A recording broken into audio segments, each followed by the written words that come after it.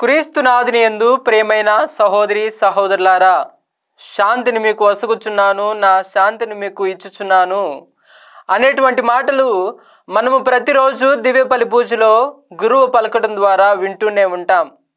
మనం ఈ మాటలను విన్నప్పుడు మనకు అంత ముఖ్యమైనవి అనిపించకపోవచ్చు, కానీ ఈ మాటలకు ఎంతో ప్రాముఖ్యత ఉంది. ప్రియమైన సహోదరి సహోదరులారా, దేవుడు మనకు ప్రసాదిస్తున్నటువంటి ఈ శాంతి మన జీవితంలో లేకపోతే మనము అసంపూర్ణముగానే ఉన్నవారము అవుతాము. శాంతి అనేది దేవుడు మనకు ప్రసాదిస్తున్నటువంటి ఒక నిధి మరియు ఒక వరము.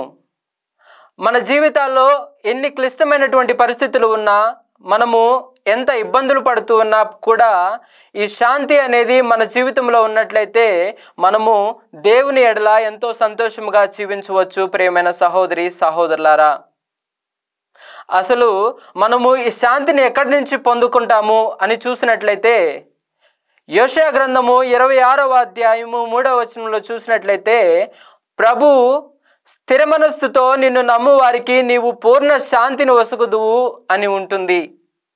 మనము ఈ లోక సంబంధమైనటువంటి వ్యక్తుల ఎడల, లోక సంబంధమైనటువంటి వస్తువుల ఎడల ఎక్కువ నమ్మకాన్ని, ఎక్కువ విశ్వాసాన్ని కలిగి జీవిస్తూ ఉంటాము.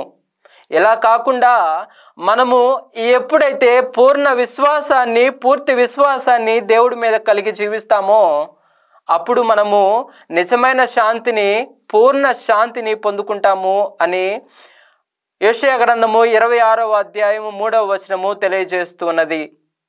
ఈనాటి యొక్క మొదటి పఠనం చూసినట్లయితే, పునీత పౌలు గారు మనోపరివర్తన చెంది దేవుని యొక్క సేవలో, దేవుని యొక్క పరిచర్యలో ఎంతగానో శ్రమిస్తూ ఉంటారు.